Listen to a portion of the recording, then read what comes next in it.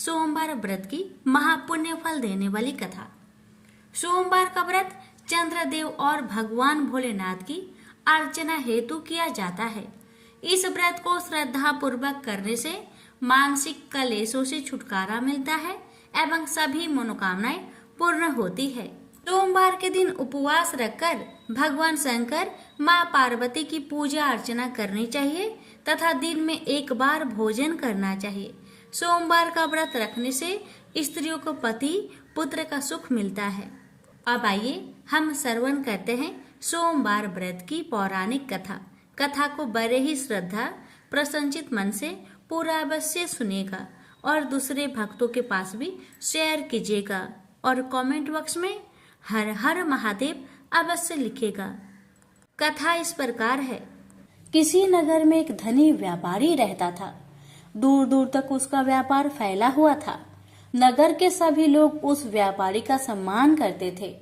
इतना सब कुछ संपन्न होने के बाद भी वह व्यापारी बहुत दुखी था, क्योंकि उसका कोई पुत्र नहीं था, जिस कारण अपने मृत्यु के पश्चात व्यापार के उत्तराधिकारी की चिंता उसे हमेशा सताती रहती थी। पुत्र प्राप्ति की इच्छा से व्यापारी प्रत्येक सोमवार भगवान शिव का व्रत पूजा किया करता था और शाम के समय शिव मंदिर में जाकर शिव जी के सामने घी का दीपक जलाया करता था। उसकी भक्ति देखकर माँ पार्वती प्रसन्न हो गई और भगवान शिव से उस व्यापारी की मनोकामना पूर्ण करने का निवेदन किया। भगवान शिव बोले, इस संसार में सबको उसके कर्म के अनुसार फल की प्राप्ति होती है। जो प्राणी जैसा कर्म करते हैं उन्हें वैसा ही फल प्राप्त होता है।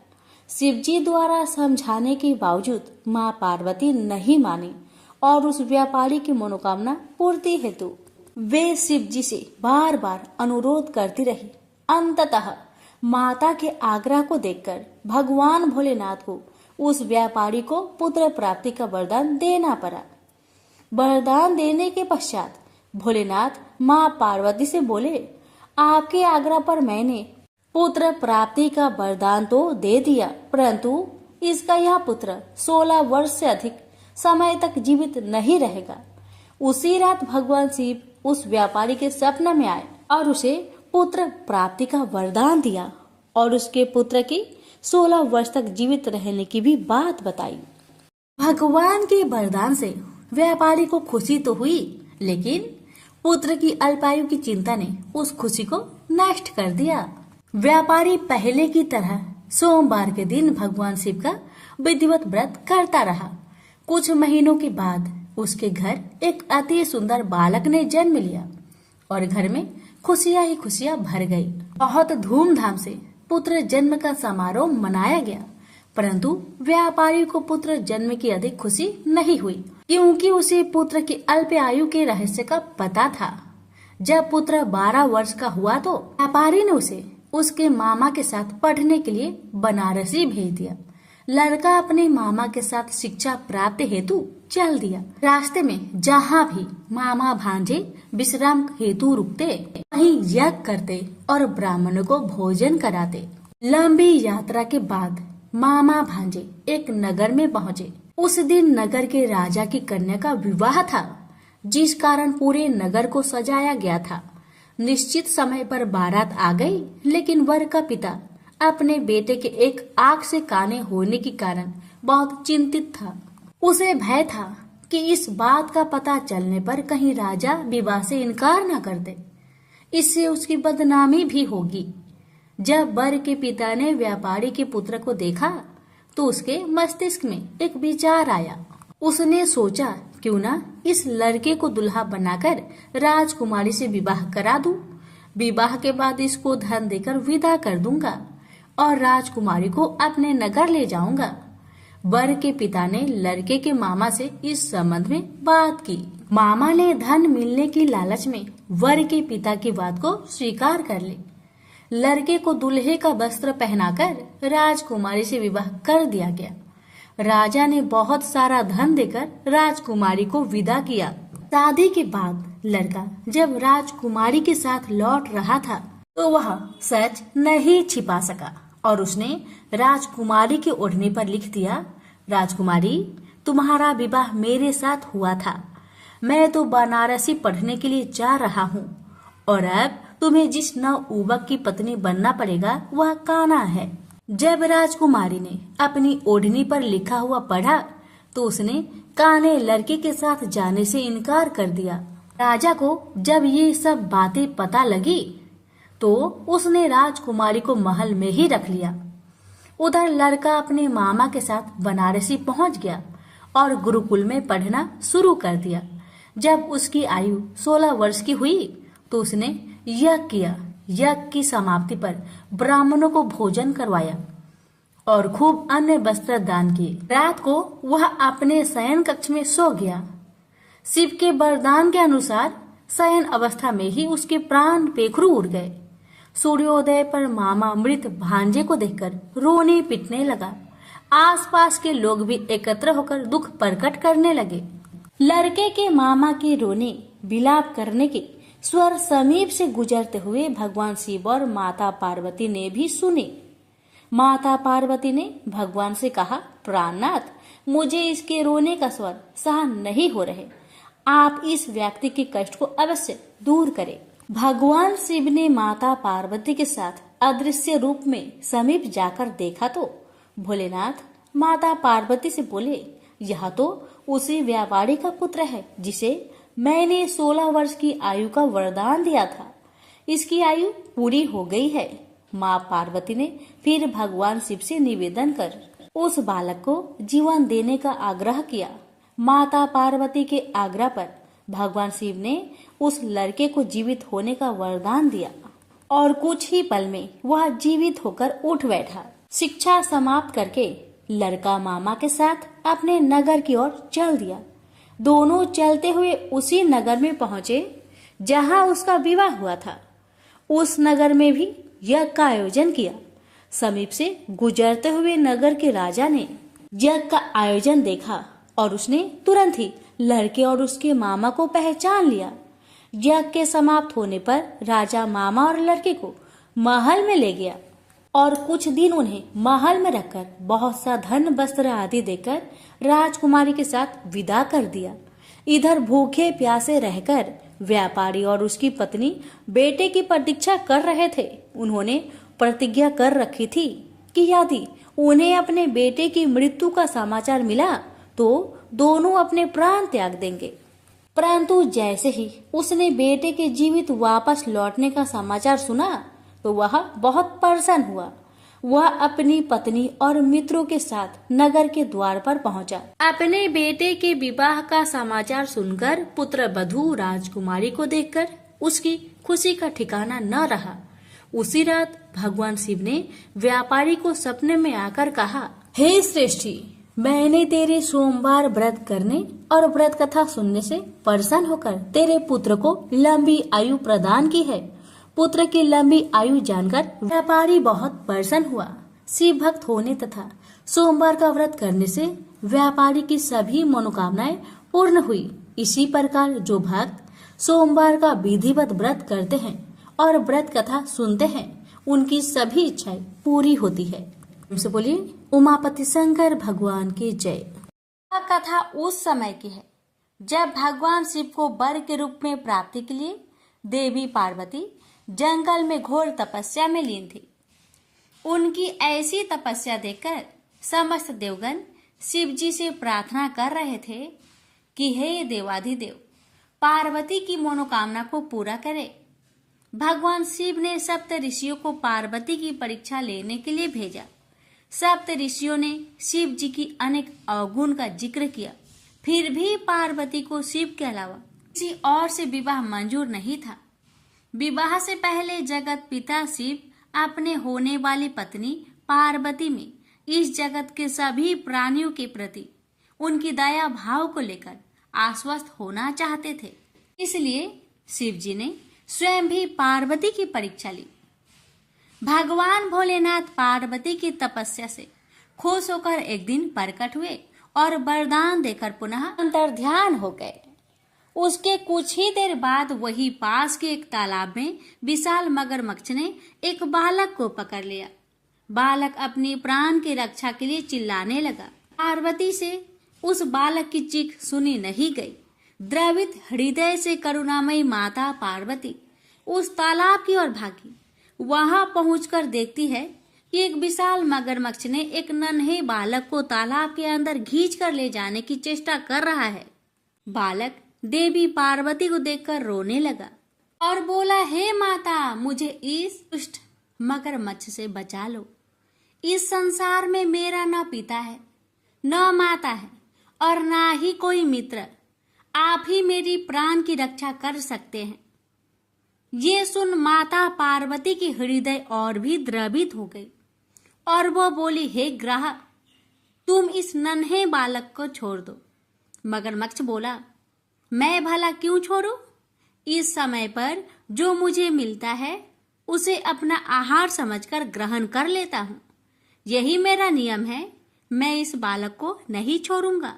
देवी पार्वती ने पुनः विनीत की, हे ग्रह, तुम इसको छोड़ दो। बदले में तुम्हें जो भी चाहिए वह बोलो। मगरमच्छ बोला, मैं एक ही शर्त पर इस बालक को छोड़ सकता हूँ। वह ये है कि आपने महादेव का जो तपस्या किया है उस तप का फल मुझे दे दीजिए।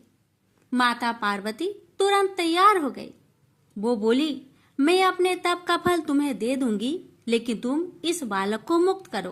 मगरमच्छ फिर बोला, हे देवी, आप ठंडे दिमाग से सोचकर फैसला लो। आवेश में आकर संकल्प मत लो। आपने जो हजारों वर्षों से तप किया है वो देवता से भी संभव नहीं है और उस तप का फल इस तुच्छ बालक के जान के बदले चला जाएगा। माता पार्वती बोली, हे ग्रह, मेरा निश्चय अटल है। मैं अपने हजारों वर्षों के तप का फल तुम्हें देती हूँ। तुम इसका जीवन बख्श दो। फिर माता पार्वती से तपस्या दान का संकल्प करवाया। तप का दान होते ही मगरमच्छ का शरीर एक तेज प्रकाश सा चमक उठा। मगरमच्छ बोला, हे देवी, देखो, आपके तप के प्रभाव से मैं प्रकाशमयी हो गया हूँ। आपने सालों की तपस्या एक बच्चे के लिए गवा दी। चाहो तो मैं तुम्हें अपनी गलती सुधारने का एक अवसर और दे सकता हूँ। पार्वती जी ने कहा, तब तो मैं पुनः कर सकती हूँ, किंतु यदि तुम इस बालक को निगल जाते तो क्या इसका जीवन पुनः वापस मिल पाता? देखते ही देखते बालक और मगरमच्छ दोनों ही अदृश्य हो गए। पार्वती जी ने सोचा, मैंने तप दान कर दिया, अब पुनः तपस्या प्रारंभ करती हूँ। और फिर से तपस्या करने का संकल्प लिया।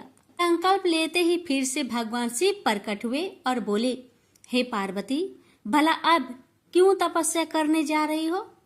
पार्वती जी ने कहा, प्रभु, मैंने अपनी सारी तपस्या दान कर दिया है।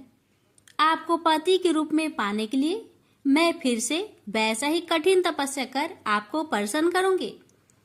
शिव जी ने कहा, हे पार्वती, मगरमच्छ और लड़के दोनों ही रूपों में मैं ही था। तुम्हारा चित्त संसार के सुख दुख का अनुभव करता है या नहीं, इसकी परीक्षा लेने के लिए मैंने ही यह सब किया था। सभी रूपों में दिखने वाला मैं ही हूँ। तुमने अपना तपस्या मुझे ही दिया है। इस तरह पार्वती जी ने अपनी परीक्षा में सफल हुई। प्रेम से बोलिए, हर हर महादेव। प्राचीन काल से ही काशी शिव क्रीड़ा का केंद्र रहा है। एक बार भगवान शिव पार्वती सहित काशी पधारे। वे कुछ दिन काशी में रुके। तत्पश्चात मंदराचल पर चले गए। मंदराचल पर शीतल मंद समीर बह रही थी। शिव बड़ी तन्मयता से प्राकृतिक की छटा देखने लगे। तभी एकाएक पीछे से आकर पार्वती ने परिहास पूर्वक उनके दोनों नेत्र बंद कर दिए। पार्वती के हाथों के पसीने और शिव के चेहरे की तेज से शिव के नेत्रों के कोर से पानी टपक गया और उससे एक कारल मुख, भयंकर, क्रोधी, अंधा और कृष्ण वर्ण का बालक पैदा हो गया। वह पैदा होते ही चिल्लाने और नाचने लगा और बार बार अपनी जीभ निकालकर डरावनी चेष्टाएं करने लगा। यह देख पार्वती भयभीत हो गई। उन्होंने शिव से उस विकराल बालक के विषय में पूछा तो शिव ने बताया कि वह उन्हीं का पुत्र है जो नेत्रों से पानी बहकर गिरने के कारण उत्पन्न हो गया है। पार्वती ने उसके पालन पोषण का दायित्व अपने सखी को सौंप दिया और वह बालक उनकी सखी द्वारा पोषित होने लगा। पार्वती जी ने उनका नाम अंधक रखा। इसी बीच हिरण्यकशिपु का भाई हिरण्याक्ष शिव की तपस्या में तत्लीन था। उसकी तपस्या से प्रसन्न होकर शिव प्रकट हुए और उन्होंने उससे वर मांगने को कहा। उठो पुत्र, मैं तुम्हारे तप से प्रसन्न हूँ, बोलो क्या वर मांगते हो। हिरण्याक्ष बोला, भगवान, मुझे एक पुत्र की कामना है। मेरे भाई के तो 4 पुत्र हैं, किंतु मेरी पत्नी की गोद खाली है। कृपया मुझे पुत्र प्राप्ति का वरदान दे। शिव बोले, तुम्हारे भाग्य में पुत्र प्राप्ति का योग नहीं है दैत्यराज, लेकिन मैं तुम्हें अपना पुत्र दे सकता हूँ। वह अंधा है परंतु बहुत बलशाली है। भविष्य में वह महाबलवान पुरुष बनेगा। यह कहकर शिव ने अंधक को हिरण्याक्ष के हाथों में दे दिया। हिरण्याक्ष अंधक को लेकर खुशी खुशी अपने राज्य लौट गया। अंधक राजमहल में बड़ा होने लगा। तभी देवासुर संग्राम छिड़ गया और भगवान विष्णु द्वारा हिरण्याक्ष मारा गया। हिरण्याक्ष का बड़ा भाई हिरण्यकशिपु छिपकर भाग निकला। हिरण्याक्ष के मरने के बाद राजमहल में अंधक की उपेक्षा होने लगी। उसके अन्य चचेरे भाई और संगी साथी उसे चिढ़ाने लगे। इससे अंधक दुखी रहने लगा। एक दिन उनके व्यवहार से तंग आकर वह तपस्या करने निकल पड़ा और एक निर्जन वन में पहुंचकर ब्रह्मा जी की साधना में लीन हो गया। तप करते हुए उसे कई वर्ष बीत गए। उसके तप से प्रसन्न होकर ब्रह्मा जी प्रकट हुए और उससे वर मांगने को कहा। अंधक ब्रह्मा जी के चरणों में गिरकर बोला, पितामह, मुझे ऐसा वर दीजिए कि मेरा अपमान करने वाले मेरे सभी भाई मेरी दास्ता करे, मेरे दिव्य नेत्र हो जाए, मेरी किसी के द्वारा मृत्यु ना हो।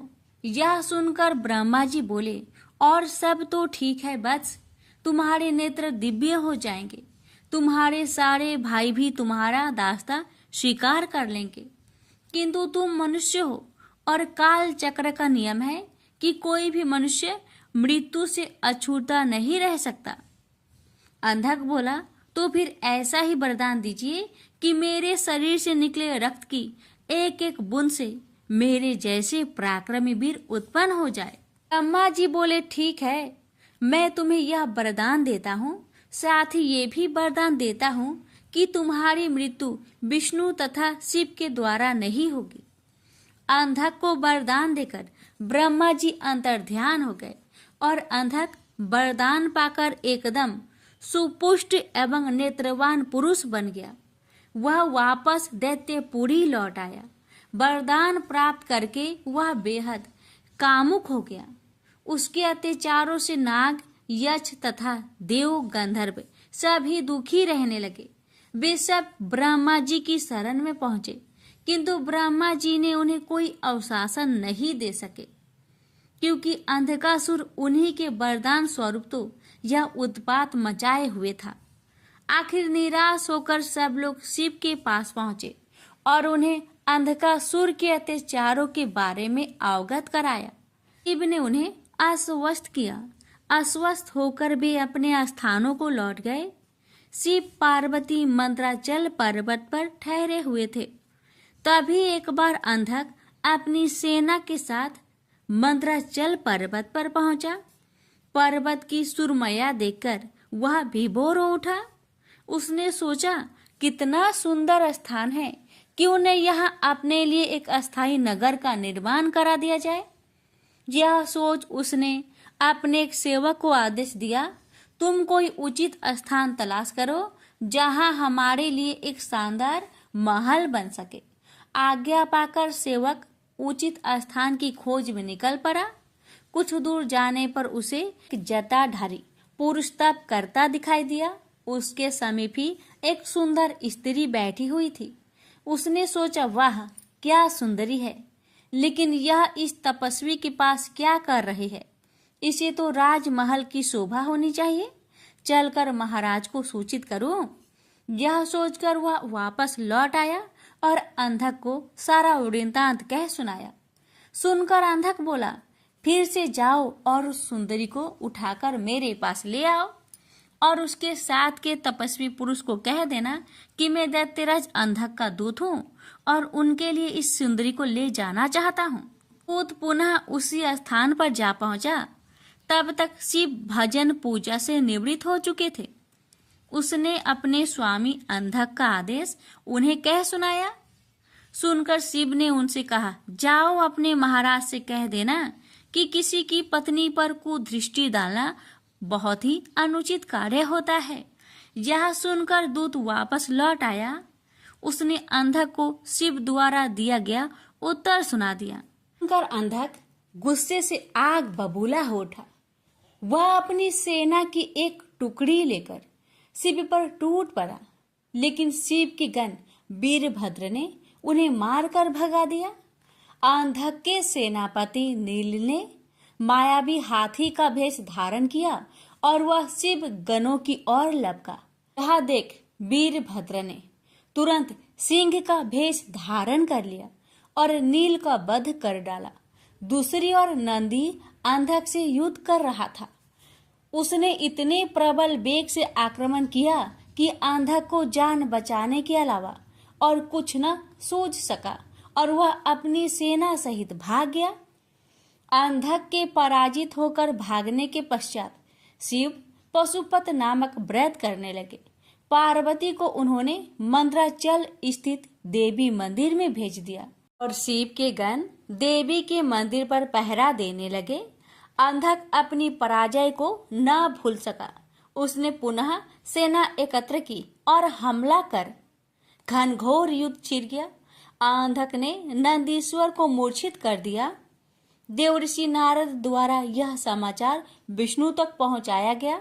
इंद्र आदि को भी यह संदेश भेजा गया। देखते ही देखते देवों की एक विशाल सेना मंद्राचल पर आ जुटी।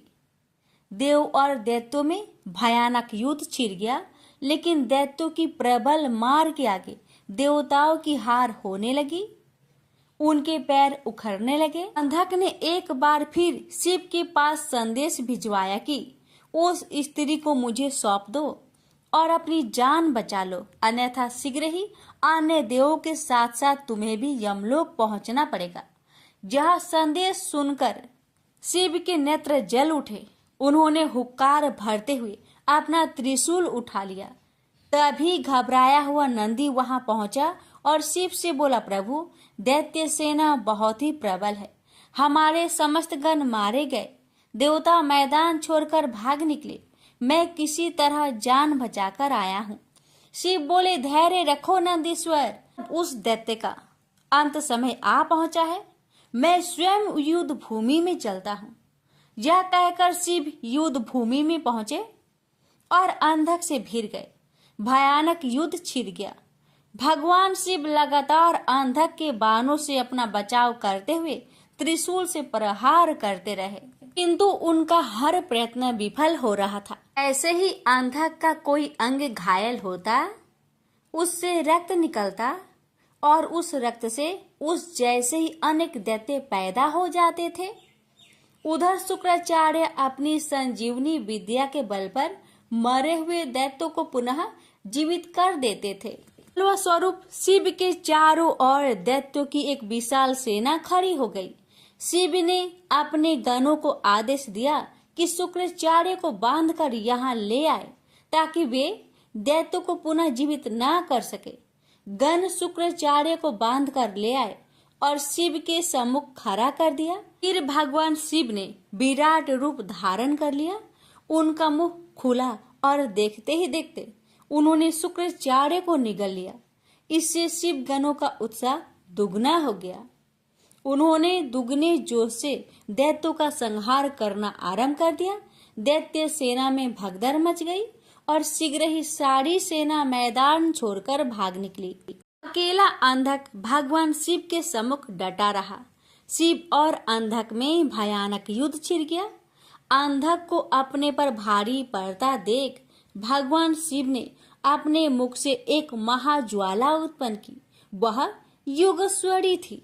माता महाकाली ने रक्तपान करना आरंभ कर दिया।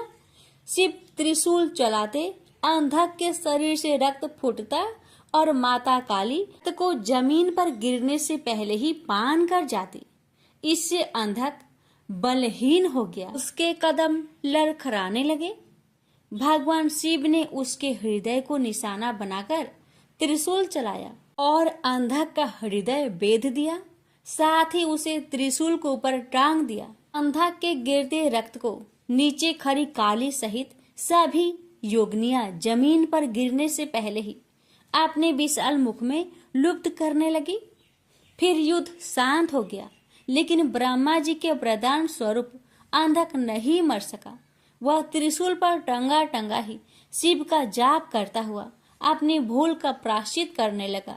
दयालु शिव उसके जप से प्रसन्न हुए और उसे त्रिशूल से नीचे उतारा और वर मांगने को कहा।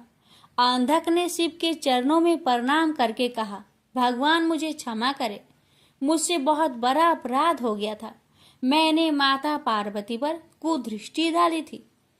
अब से मैं आपकी सेवा में रहूंगा और कभी भी अपने अंदर दैत्य भाव जागृत न होने दूंगा, न ही देव विरोधी कार्य करूंगा। प्रभु, मैं चाहता हूँ कि मुझे दिव्य दृष्टि प्राप्त हो जाए। आज से मैं हर समय आपकी सेवा में दास की तरह उपस्थित रहूं। मेरे समस्त विकार धुल जाए। तथास्तु कहकर भगवान शिव अंतर्ध्यान हो गए। त्रिपुरारी रुद्र की कृपा से भूमंडल पर एक बार फिर से धर्म ध्वजा फहराने लगी। एक बार फिर वैदिक धर्म का पालन होने लगा। जगह जगह यज्ञ हवन होने लगे। वातावरण में फिर मंत्र गूंजने लगे। प्रेम से बोलिए हर हर महादेव। किसी गांव में एक निर्धन ब्राह्मण अपनी पत्नी और पुत्र के साथ रहता था।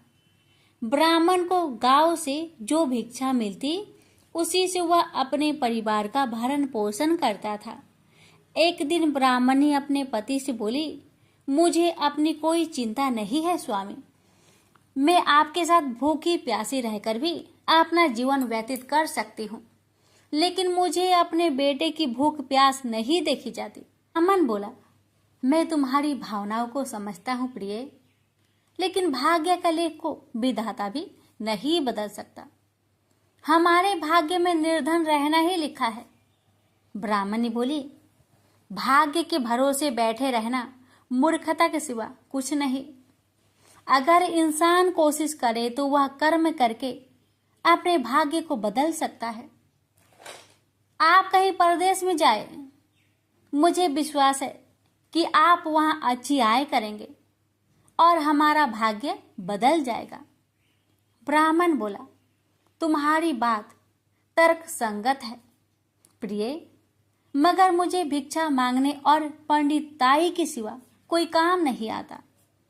ब्राह्मणी बोली, हमारे गांव में आपकी पंडिताई की कोई कद्र नहीं करता है। किसी दूसरे गांव या नगर में आपकी पंडिताई चल निकले तो हमारे बुरे दिन फिर जाए। अपनी पत्नी की सलाह मानकर ब्राह्मण दूसरे नगर में पहुंच गया। उसका दुर्भाग्य उस पर घात लगाए बैठा था।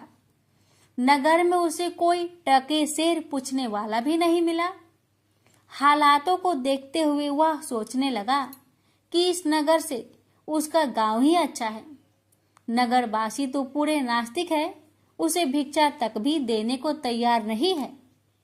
यह सोचकर वह थक हार कर अपने गांव लौट आया और पहले की भांति पंडिताई करके और भिक्षा मांगकर अपना गुजारा करने लगा। एक दिन वह भिक्षा मांगकर लौट रहा था, तभी उधर से भगवान शिव माता पार्वती के साथ गुजरे। उस निर्धन ब्राह्मण की हालत देखकर माता पार्वती ने ब्राह्मण की तरफ संकेत करते हुए भगवान शिव से कहा, आप उस ब्राह्मण को देख रहे हैं स्वामी? शिव बोले, हाँ, वह बहुत निर्धन है और दुखी भी है। पार्वती बोली, आप उसके दुख का निवारण करें नाथ। एक तो ब्राह्मण, दूसरे दरिद्र, मुझसे उसका दुख देखा नहीं जाता। शिव बोले, यह मृत्यु लोक है प्रिय, जहाँ हर प्राणी किसी न किसी दुख से त्रस्त है। सब अपने अपने कर्मों का फल भोग रहे हैं। तुम किस किस का दुख दूर कराओगी? पार्वती बोली, आपको उस निर्धन ब्राह्मण को धनवान बनाना होगा स्वामी। शिव बोले, वह भाग्यहीन है पार्वती। उसके भाग्य में फटे पुराने कपड़े और रूखा सूखा भोजन ही लिखा है। मगर पार्वती अपनी जीत पर अड़ी रही। अंत में हारकर शिव को पार्वती की बात माननी पड़ी। उन्होंने उस रास्ते में, जिस रास्ते से ब्राह्मण जा रहा था, सोने की एक ईंट डाल दी। अचानक ब्राह्मण को क्या सूझा? उसने सोचा कि वह आंखें बंद करके कितनी दूर चल सकता है। यह सोचकर वह अपनी आंखें बंद करके चलने लगा और सोने की ईंट के बिल्कुल समीप से होकर आगे गुजर गया। काफी दूर आगे जाने के बाद ही उसने अपनी आंखें खोली। यह देख भगवान शिव मुस्कुराते हुए बोले, हमने तुमसे कहा था ना प्रिय कि वह ब्राह्मण भाग्यहीन है। भाग्यहीन मनुष्य कभी धन प्राप्त नहीं कर सकता। फिर भगवान शिव पार्वती के साथ कैलाश पर्वत लौट गए। लेकिन वहां पहुंचने के बाद भी पार्वती उस निर्धन ब्राह्मण के बारे में सोचने लगी। वह किसी न किसी तरह उस ब्राह्मण को देखना चाहती थी। पार्वती को उदास देखकर भगवान शिव ने पूछा, क्या बात है प्रिय, इतनी उदास क्यों हो? पार्वती ने भगवान शिव से निवेदन किया, स्वामी, उस निर्धन ब्राह्मण का परिवार 3 सदस्यों का है। उनमें आप किसी एक को धनवान बना दे। ब्राह्मण परिवार की दरिद्रता मिट जाएगी। आप उन तीनों को एक एक वर दे। मुझे उम्मीद है कि वे तीनों आपसे दौलत का वर ही मांगेंगे। इस तरह वे धनवान बन जाएंगे। शिव बोले, ठीक है प्रिय, जैसा तुम चाहोगी वैसा ही होगा। और फिर कुछ दिनों के बाद भगवान शिव पार्वती के साथ ब्राह्मण के घर पहुंचे। साक्षात भगवान शिव और पार्वती को देखकर ब्राह्मण परिवार आत्मा विभोर हो उठा। उन्होंने भगवान शिव और पार्वती के चरण स्पर्श किए। शिव बोले, मैं तुम तीनों को एक एक वर देना चाहता हूँ। तुम तीनों अपनी इच्छा अनुसार वर मांग सकते हो। ब्राह्मणी उतावला होते हुए बोली, पहले मुझे वर दीजिए प्रभु। भगवान शिव ने कहा, मांगो, क्या चाहती हो? काफी सोचने समझने के बाद ब्राह्मणी बोली, भगवान, मुझे दुनिया की सबसे अधिक खूबसूरत और जवान औरत बना दीजिए। मरते दम तक मेरी जवानी और सुंदरता कायम रहे। भगवान शिव ने मुस्कुराकर कहा, तथास्तु। अगले ही पल बूढ़ी ब्राह्मणी एक जवान और खूबसूरत युवती के रूप में बदल गई। उसी समय उनके घर के सामने से गांव के जमींदार का पुत्र गुजर रहा था, जो घोड़े पर सवार था। उसने खूबसूरत ब्राह्मणी को देखा तो उस पर मुग्ध हो उठा। वह इस खूबसूरत ब्राह्मणी से शादी करेगा। यह सोचकर उसने उसे अपने घोड़े पर बैठाया और घोड़ा अपनी हवेली के तरफ दौड़ दिया। यह देख ब्राह्मण अपनी छाती पीटते हुए विलाप करने लगा, हाय मेरी पत्नी, रो मत ब्राह्मण श्रेष्ठ, तुम भी मुझसे कोई वर मांग लो, जो मांगोगे तुम्हें मिलेगा। भगवान शिव सांत्वना देते हुए बोले, मेरी पत्नी को वापस बुला लीजिए प्रभु, मुझे इसके सिवा कुछ भी नहीं चाहिए। ब्राह्मण ने निवेदन करते हुए कहा। भगवान शिव बोले, तथास्तु। देखते ही देखते ब्राह्मणी वहां खड़ी थी। अपने पत्नी को अपने सामने देखकर ब्राह्मण राहत की सांस ली। भगवान शिव ने ब्राह्मण पुत्र से कहा, तुम क्या वर मांगते हो बेटा? ब्राह्मण पुत्र ने काफी सोचने समझने के बाद कहा, भगवान, मुझे कुछ नहीं चाहिए, लेकिन आप मेरी माँ को पहले जैसी बूढ़ी बना दीजिए। तथास्तु। भगवान शिव ने कहा और अगले ही पल ब्राह्मणी पहले के समान बूढ़ी हो गई। ब्राह्मण परिवार की मूर्खता पर पार्वती ने अपना माथा पीटा। सोचने लगी कि तीनों ही वास्तव में ही भाग्यहीन है। विधि ने उनके भाग्य में जो लिख दिया है उसे देवी देवता भी नहीं बदल सकते। प्रेम से बोलिए हर हर महादेव। पार्वती जब भी अपने पति शिव के साथ दूसरे देवताओं के निवास स्थान पर जाती और वहां उनके सजे धजे सुंदर भवनों को देखती तो उन्हें बड़ी हीनता का बोध होता। वो यह महसूस करती कि हमसे छोटे छोटे देवताओं के पास भी बड़े बड़े भव्य भवन हैं, लेकिन हमारे पास कुछ भी नहीं। कहने को मैं आदिदेव शिव की पत्नी हूँ, लेकिन रहने के लिए मिली है कैलाश पर्वत की कंदराएं और पहनने के लिए वल्कल। किसी उचित आवास के अभाव में मैं अन्य सुख सुविधाओं का भी उपभोग नहीं कर सकती। एक दिन पार्वती ने अपने मन की यह व्यथा अपने पति शिव से कही। सुनकर शिव मुस्कुराए, फिर बोले, इसमें हीनता की कोई बात नहीं है देवी। प्रत्येक व्यक्ति की अपनी अपनी जीवन शैली होती है। हमारी जीवन शैली यही है। हम अपनी इस शैली को हीन क्यों समझे? अन्य देवगण प्राकृतिक से बहुत दूर है, जबकि हम प्राकृतिक की गोद में निवास करते हैं। यह तो हमारे लिए गौरव की बात है, हीनता की नहीं। शिव के तर्कों से पार्वती संतुष्ट नहीं हुई और बोली, मुझे आपकी ये बातें समझ में नहीं आती देव। मुझे तो अपना एक आवास चाहिए, बहुत ही भव्य और सुख सुविधा से पूर्ण। शिव ने अपनी सहज मुस्कान के साथ उत्तर दिया, इसमें क्या मुश्किल है देवी। मैं अभी विश्वकर्मा को बुलवा देता हूँ, उनसे जैसा चाहे वैसा आवास बनवा ले। विश्वकर्मा को बुलवाया गया। पार्वती ने आदेश दिया, हमारे लिए एक ऐसा भवन बनाओ जैसा विश्व में कहीं ना हो। विश्वकर्मा ने आदेश स्वीकार किया। निर्माण कार्य प्रारंभ हो गया। कुछ ही समय में पार्वती की इच्छा अनुसार भव्य भवन तैयार हो गया। अपने भवन को देखकर पार्वती अति प्रसन्न हुई। गृह प्रवेश की तैयारी होने लगी। पार्वती चाहती थी कि गृह प्रवेश के समय सभी प्रमुख देवता हमारे यहाँ उपस्थित रहे। शिव ने अपनी सहमति दे दी। सभी प्रमुख देवी देवताओं को आमंत्रण भेजा गया। गृह प्रवेश के समय वे सब कैलाश पर्वत पर आ गए। उन्होंने पार्वती के भव्य भवन की भूरी भूरी प्रशंसा की। इन विश्व नियंता ब्रह्मा खामोश रहे। जब सब देवी देवता जाने लगे तो पार्वती ने ब्रह्मा जी से पूछा, देव क्या आपको यह आवास पसंद नहीं आया? ब्रह्मा जी ने आश्चर्य व्यक्त करते हुए पार्वती से ही प्रश्न किया, देवी मैंने ऐसा कब कहा?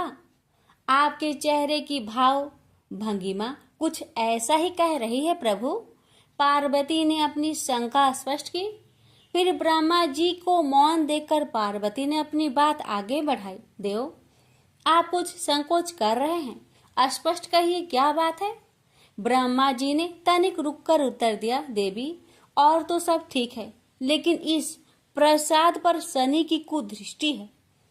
इतना कहकर वे वहां से चले गए। पार्वती ने ब्रह्मा जी की बात शिव को बतलाई तो वे भी कुछ चिंता में पड़ गए। पार्वती ने शिव से पूछा, प्रभु शनि की दृष्टि से क्या हो सकता है?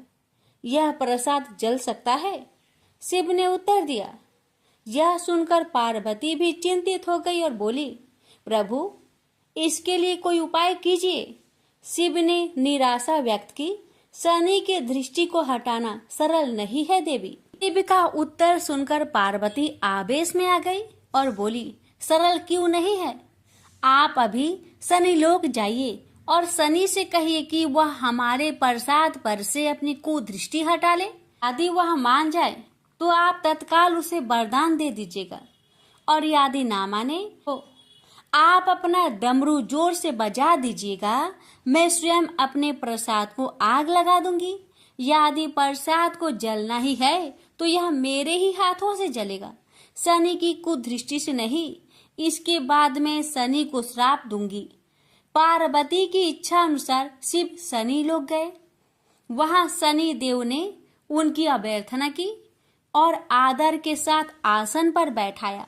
आसन ग्रहण करने के बाद शिव ने अपने आने की प्रयोजन बताया। देवी पार्वती ने जो प्रसाद बनवाया है उस पर तुम्हारी कुदृष्टि है, अतः वे चाहती हैं कि तुम उधर से अपनी कुदृष्टि हटा लो। शनि देव ने करवध होकर निवेदन किया, आप निश्चिंत रहे देव, माता पार्वती के प्रसाद पर कुदृष्टि डालने का मैं दुस्साहस कर ही नहीं सकता। शनि से अवशासन पाकर शिव प्रसन्न हो गए और बोले, शनि, मैं तुमसे प्रसन्न हूँ, तुम जो चाहे वर मांग सकते हो। शनि ने विनम्र भाव से कहा, प्रभु, आपका दिया हुआ सब कुछ मेरे पास है, क्या मांगू? हाँ, एक इच्छा अवश्य है, वह है आपका तांडव नृत्य देखने की। बहुत दिन हो गए उसे देखे हुए, आपका नृत्य देखला सके तो कृपा होगी। शनि का यह अनुरोध शिव को अच्छा लगा। उन्होंने तत्काल अपना डमरू उठा लिया और लगे नृत्य करने।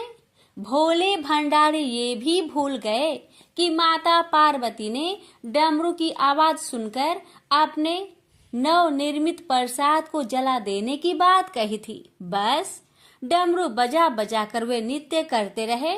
उधर पार्वती ने जब कैलाश पर डमरू की ध्वनि सुनी तो उन्होंने सोचा कि शनि ने अपनी कुदृष्टि हटाना अस्वीकार कर दिया है, अतः वे बहुत दुखी हुई। उन्हें लगा कि यदि मैं तत्काल अपने नव निर्मित आवास को आग लगा दूंगी तो वह शनि की कुदृष्टि से बच जाएगा। अतः उन्होंने स्वयं ही अपने प्रसाद में आग लगा दी। वह धू धू करके जल उठा। प्रसाद को जलता देख पार्वती का शनि पर क्रोध धीरे धीरे बढ़ने लगा और वे उसे श्राप देने के लिए तैयार हो गई। लेकिन उसी समय भगवान शिव वहां पहुंच गए। उन्होंने वहां प्रसाद को जलते देखा तो वे आश्चर्यचकित रह गए। उनकी समझ में ही नहीं आया कि यह कैसे हो गया। फिर अचानक उन्हें सब कुछ स्मरण हो आया। अपनी भूल का उन्हें एहसास हुआ। उन्होंने पार्वती जी को सब कुछ कह सुनाया। सच्चाई जानकर पार्वती को भी अपने जल्दबाजी पर दुख हुआ। अब शनि को श्राप देने का कोई अर्थ नहीं था। प्रत्यक्षतः उसका कहीं कोई अपराध नहीं था। फिर भी पार्वती और शिव को यह लग रहा था कि यह सब हुआ शनि की कुदृष्टि से ही। लेकिन इस स्थिति को देखते हुए वे उसे दोषी नहीं ठहरा सकते थे। प्रेम से बोलिए हर हर महादेव, शनि महाराज की जय हो। श्रवण करेंगे शिव चालीसा। जय गणेश गिरिजा सोवन, मंगल मूल सुजान, कहत अयोध्या दास, तुम देहु अभय वरदान। जय गिरिजापति दीन दयाला, सदा करत संतन प्रतिपाला, भाल चंद्रमा सोहत नीके, कानन कुंडल नाग फनीके। अंग गौर सिर गंग बहाए, मुंड माल तन छार लगाए, वस्त्र खाल बाघंबर सोहे, सभी को देखी नाग मन मोहे। मैना मातु की हवी दुलारी, वाम अंग सोहत छवि न्यारी, कर त्रिशूल सोहत छवि भारी, करत सदा शत्रुन क्षयकारी। नंदी गणेश सोहे तह कैसे, सागर मध्य कमल है जैसे, कार्तिक श्याम और गणराउ या छवि को कहे जात न काऊ। देवन जब ही जय पुकारा, तब ही दुख प्रभु आप निवारा, किया उपद्रव तारक भारी, देवन सब मिली तुम ही जुहारी। तुरंत सडानन आप पठायो, लमनी मेष महामारी गिराओ, आप जलंधर असुर संहारा, सूयस तुम्हार विदित संसारा। त्रिपुरासुर सन युद्ध मचाई, सब ही कृपा कर लीन बचाई, किया तप ही भगीरथ भारी, पूरब प्रतिज्ञा तासु पुरारी। दानिन मह तुम सम कोई नाही, सेवक स्तुति करत सदा ही, वेद नाम महिमा तौ गाई, अकथ अनादि भेद नहीं पाई। पर कट्टी उधती मंथन में ज्वाला, जरत सुरासुर भय विहाला, किन्ही दया तह करि सहाय, नीलकंठ तब नाम कहाई। पूरन रामचंद्र जबे किन्हा, जीत के लंक विभीषण तिन्हा, साहस कमल में हो रहे धारी, किन्हा परीक्षा तब ही पुरारी। एक कमल प्रभु राखे उजोई, कमल नयन पूजन चाह सोई। कठिन भक्ति देखी प्रभु शंकर, भय प्रसन्न दिए इच्छित वर। जय जय जय अनंत अविनाशी, कारत कृपा सबके घटवासी। दुष्ट सकल नित मोहि सतावे, भ्रमत रहो मोहि चरनावे, त्राहि त्राहि में नाथ पुकारो, यो ही अवसर मोहि अनुबारो। हे त्रिशूल शत्रुन को मारो, संकट से मोहि आन उबारो। माता पिता भ्राता सब होई, संकट में पूछत नाही कोई। स्वामी एक है आस तुम्हारी, आए हरहु मम संकट भारी। धन निर्धन को देत सदा ही, जो कोई जाचे सो फल पाही। स्तुति की है विधि करे तुम्हारी, क्षमहु नाथ अब चूके हमारी। शंकर हो संकट के नाशन, मंगल कारण विघ्न विनाशन। योगी यति मुनि ध्यान लगावे, शारद नारद शीस नवावे। नमो नमो जय नमः शिवाय, सुर ब्रह्मादि के पार न लाए। जो यह पाठ करे मन लाई, तापर होत है शंभु सहाय। प्रिनिया जो कोई हो अधिकारी, पाठ करे सो पावन हारी। पुत्रहीन कर इच्छा जोई, निश्चय से प्रसाद ते ही होई। पंडित त्रयोदशी को लावे, ध्यान पूर्वक होम करावे। त्रयोदशी व्रत करे हमेशा, ताके तनय नहीं रहे कलेसा। धूप दीप नेवत चढ़ावे, शंकर सम्मुख पाठ सुनावे। जन्म जन्म के पाप नसावे, अंत धाम शिवपुर में पावे। कहे अयोध्या दास आस तुम्हारी, जानी सकल दुख हरहु हमारी। नीति नेम कर प्रताही, पाठ करो चालीसा। तुम मेरी मनोकामना, पूर्ण करो जगदीश। प्रेम से बोलिए हर हर महादेव। माता पार्वती की जय। शिव जी की आरती। ओम जय शिव ओंकारा, स्वामी जय शिव ओंकारा। ब्रह्मा विष्णु सदा शिव, अर्धांगी धारा।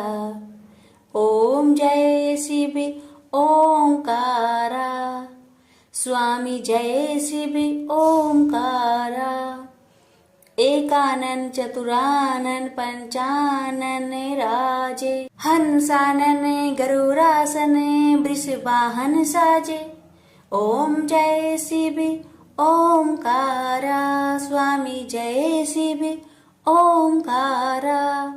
दो भुज चार चतुर्भुज, 10 भुज अति सोहे। त्रिगुण रूप निरखते, त्रिभुवन जन मोहे। अच्छी माला बने माला, मुंड माला धारी। त्रिपुरारी कंसारी, करे माला धारी। श्वेतांबर पीतांबर, बाघंबर अंगे। सनकादिके गरुणादिके, भूतादिके संगे। कर के माध्य का मंडलु, चक्र त्रिशूली धारी। सुखकारी दुखहारी, जग पालनकारी। ब्रह्मा विष्णु सदा शिव, जानत अविवेका। मधु के टप दो मारे, सुर भयहीन करे। लक्ष्मी व सावित्री पार्वती संगा। पार्वती अर्धांगी, शिव लहरी गंगा। पर्वत सोहे पार्वती, शंकर कैलासा। भांग धतुर का भोजन, भस्मी में वासा। जटा में गंग बहत है, गल मुंडन माला। शेष नाग लिपटावत, ओढ़त मृगी छाला। काशी में विराजे विश्वनाथ, नंदी ब्रह्मचारी। नीत उठ दर्शन पावत, महिमा अति भारी। त्रिगुण स्वामी जी की आरती, जो कोई नरे गावे। कहत शिवानंद स्वामी, मनवांछित फल पावे। ओम नमः शिवाय, हर हर महादेव। माता पार्वती की जय।